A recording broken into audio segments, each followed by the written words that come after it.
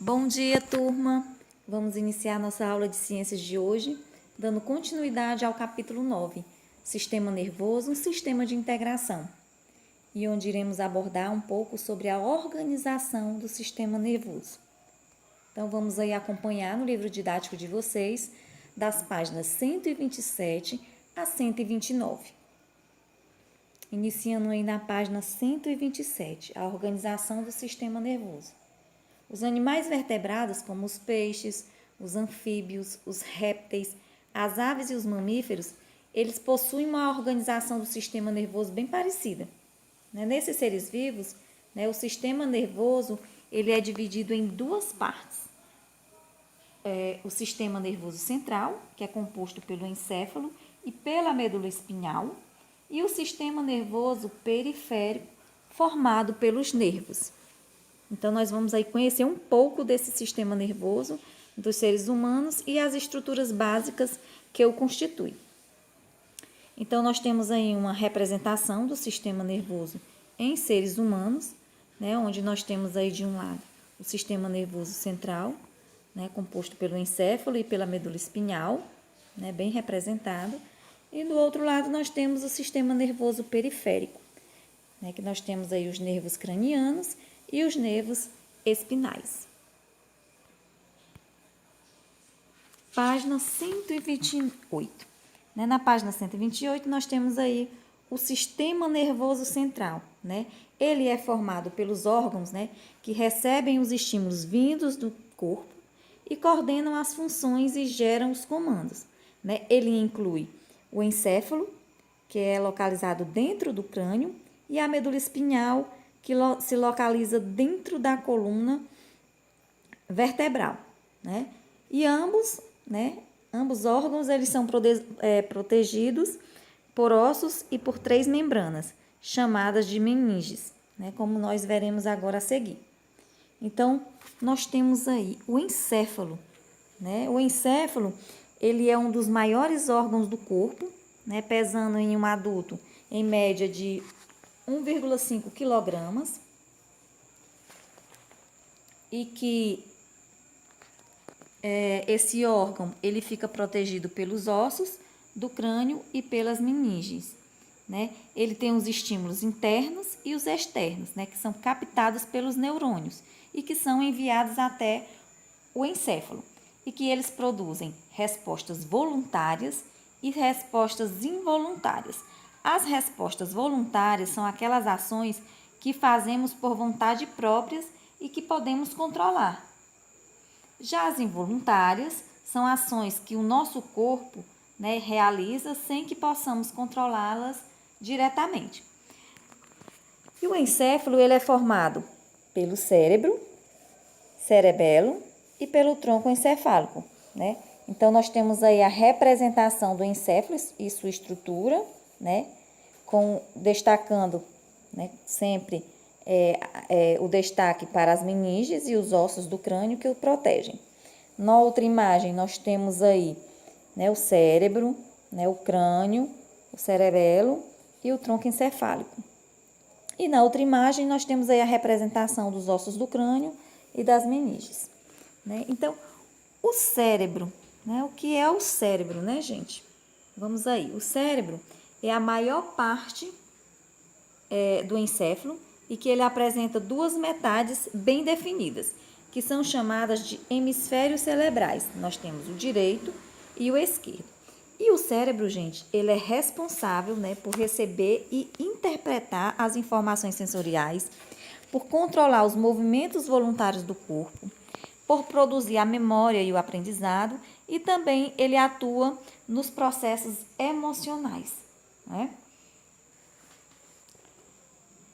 O cerebelo, ele possibilita a aprendizagem motora e também mantém o equilíbrio e a postura, além de regular e coordenar os movimentos do nosso corpo, Todos os movimentos, complexos. E nós temos o tronco encefálico, que ele transmite todos os impulsos nervosos da medula espinhal para o cérebro e vice-versa. Ele coordena o ritmo da respiração do coração, ele coordena a deglutição, como o vômito também, a tosse e o espirro, né? E também ele regula a pressão arterial, né? E do sono. Agora nós temos aí, falando um pouco sobre a medula espinhal, né? Que é a parte do sistema nervoso central, que junto com o encéfalo, né?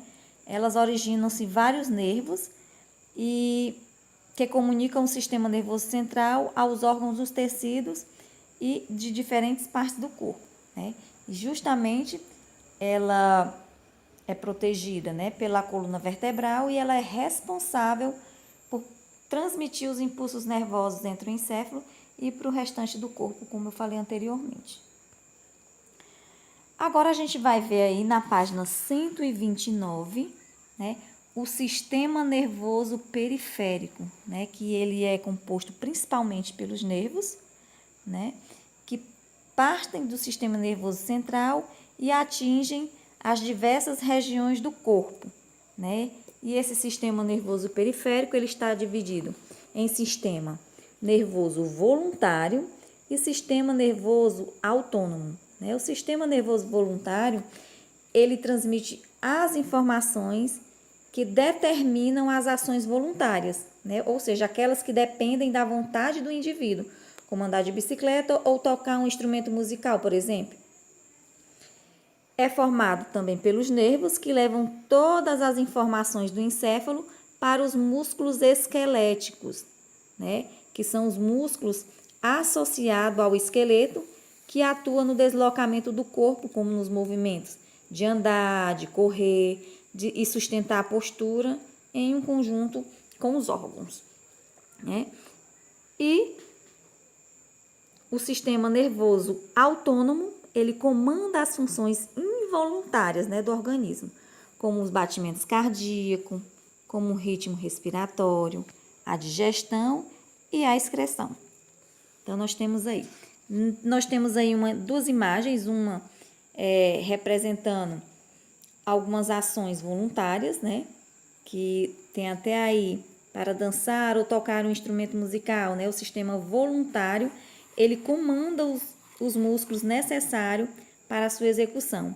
E na outra imagem, nós temos aí, né, durante uma corrida, por exemplo, esse sistema nervoso autônomo, ele comanda os batimentos cardíacos e a respiração do ser humano. Mas vamos ver aí que o nosso sistema nervoso, ele causa algumas doenças, né? Nós vamos citar aí duas doenças. Nós temos a doença de Parkinson, que ela é causada pela morte de neurônios, né? E um dos seus sintomas são as falhas da coordenação motora, né? Também tem tremores, rigidez muscular, a dificuldade de caminhar, equilibrar-se e também de engolir, né? Então, esses sintomas, eles acabam se agravando com o tempo. E, muitas vezes, a pessoa afetada, ela pode até perder os movimentos dos membros. Nós temos a demência, né, que ela se caracteriza por um conjunto de sintomas resultante do mau funcionamento desse sistema nervoso central, né, que os sintomas, eles envolvem a dificuldade de aprendizagem, a falta de memória, a dificuldade de se expressar, né, reconhecer objetos, também reconhecer pessoas. E nós temos aí, né, em relação à demência, uma doença bem conhecida que é a doença de Alzheimer, né, que é um tipo muito comum, né, o mais comum de demência, né, que é aquela questão do esquecimento, né, e o aparecimento desses sintomas, ele é lento e pode ocorrer antes dos 65 anos. Ambas, né, não existe cura para a doença de Parkinson e nem também para a de Alzheimer, né, mas existem alguns tratamentos específicos para cada uma delas, né. O importante é que a doença ela seja identificada o quanto antes, né, para que a pessoa ela possa iniciar o seu tratamento e que ela tenha uma melhor qualidade de vida, né, após esse tratamento. Então, gente, a nossa aula de hoje, né, foi só mesmo falando um pouco sobre a organização do nosso sistema nervoso. Espero que vocês tenham compreendido. Vou passar uma atividade bem simples, que vocês vão pesquisar da página 127 a 129. Então, gente, até a nossa próxima aula.